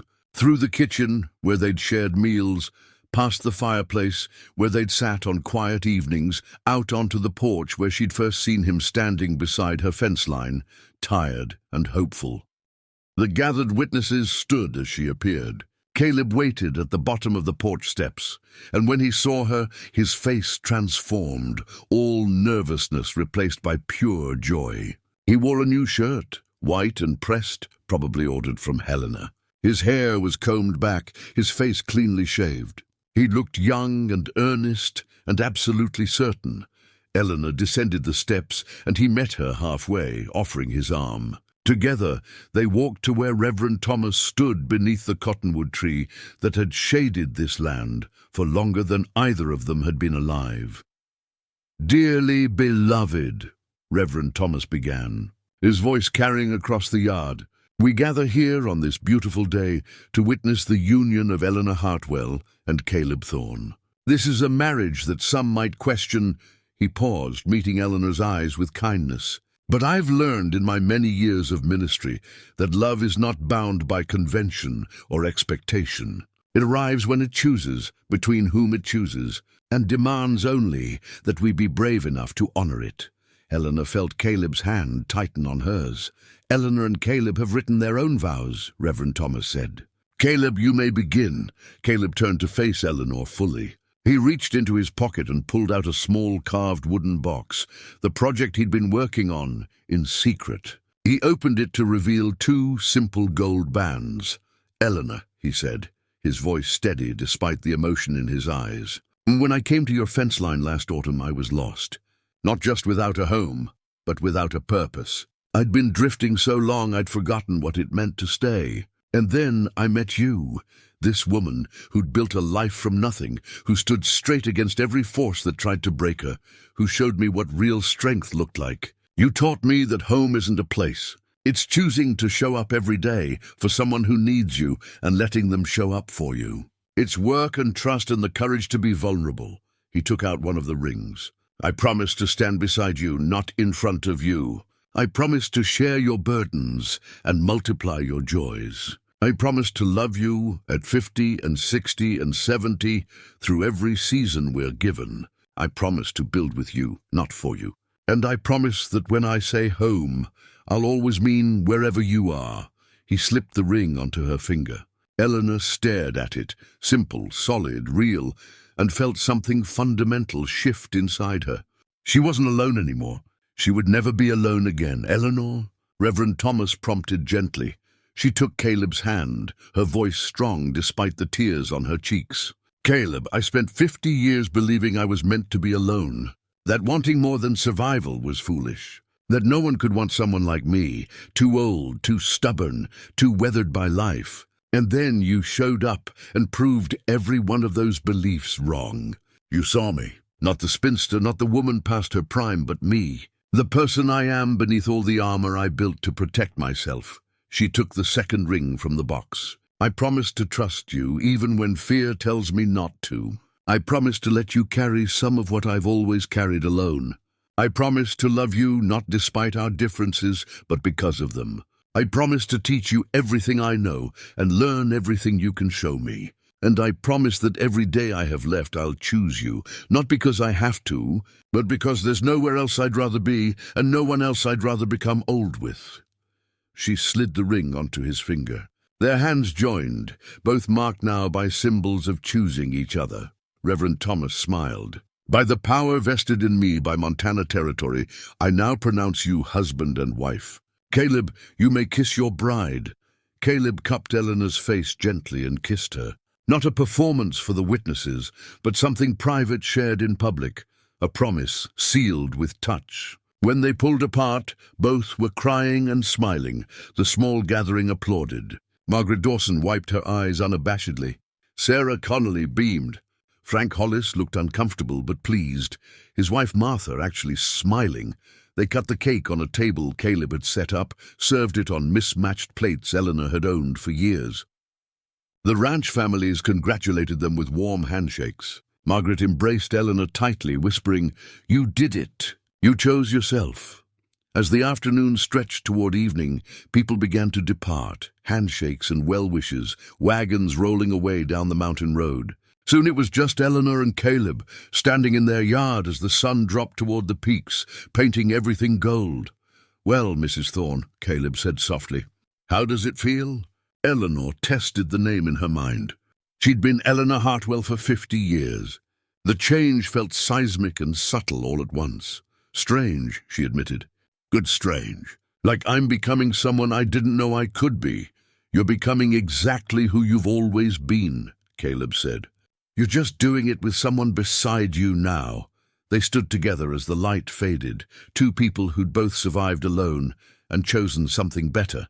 The ranch stretched around them, land that Eleanor had defended, that Caleb had helped improve, that was now legally theirs together. Not his, not hers, theirs. "I have something to tell you," Eleanor said quietly. "Something I realized today." "What's that?" "For 31 years, since Thomas Kerrigan stole from my father and broke whatever trust I had in people, I've been afraid. Afraid of wanting, afraid of hoping, afraid of believing anyone could stay. And somewhere along the way, that fear became who I was. It defined every choice, every wall I built, every opportunity I let pass by." She turned to face him. "But standing here today, saying those vows, I realized something. I'm not afraid anymore." Caleb's eyes glistened. "You're not?" "No, because whatever happens, whatever the world throws at us, I know now that I don't have to face it alone. And that changes everything." She took his hand. "You changed everything." "We changed everything," he corrected gently. "You let me in. That took more courage than anything I did." They walked back to the house together as full dark settled. Inside, Eleanor lit lamps while Caleb stoked the fire. The domestic rituals of evening, performed now as husband and wife, felt both familiar and transformed. Later, in the bedroom they'd been sharing for months, but which felt different now somehow, more permanent, more sacred. Caleb pulled Eleanor close. "I want you to know something," he said into her hair. "Every single day since I arrived here, I felt like the luckiest man alive. Not because you needed saving, or because I rescued you, but because you chose to let me stay. Because you saw something in me worth keeping. Because you trusted me with your heart after everyone else taught you not to trust anyone. You earned that trust," Eleanor said. "Every day, in 1,000 small ways. And I'll keep earning it," he promised, "for as long as we both live." They lay together in the darkness. Two people who'd both been alone too long, who'd found each other when neither was looking, who'd built something real from nothing but honesty and work and the willingness to be vulnerable. Outside, the Montana night settled over the ranch. Stars emerged, countless and bright. The creek sang its endless song. The land held them the way it had held Eleanor for 50 years. But now it held them together, and Eleanor Thorne, no longer Hartwell, no longer alone, felt something she'd stopped believing was possible for her, complete. Not because marriage had fixed something broken, but because she'd finally allowed herself to be fully known and fully loved. At 50 years old, she'd learned what so many never do, that it's never too late to choose happiness. That age is just a number, and love has no expiration date. That the bravest thing you can do is admit you want something, then accept it when it's offered. She'd spent half a century learning to survive alone.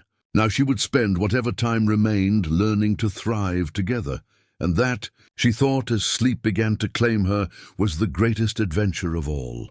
In the morning, they would wake to feed animals and mend fences and do all the ordinary work that filled their days. But it would be different now, infused with the knowledge that they weren't just partners in labor, but partners in life. The ranch would continue.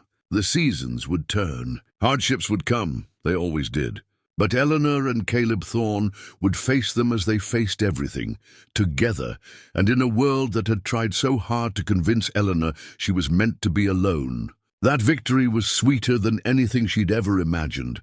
She was 50 years old. She had never known a man before Caleb, and he had looked at her, truly seen her, and said, "Teach me to love like you deserve." And she had, and he had loved her exactly as she deserved. Wholly, patiently, and without reservation. That was the story Eleanor would tell herself in the years to come. On hard days when old doubts surfaced, that was the truth that would sustain her, that she was worthy of love, that she'd been worthy all along. And that choosing to believe it had changed everything. The mountains held their silence, keeping watch as they'd done for millennia. And in a small house on a Montana ranch, two people slept peacefully, wrapped in each other, and in the knowledge that they'd found what everyone searches for and too few ever find. They'd found home, not in a place, but in each other, and that was everything. Up next, you've got two more standout stories right on your screen. If this one hits the mark, you won't want to pass these up. Just click and check them out. And don't forget to subscribe and turn on the notification bell so you don't miss any upload from us.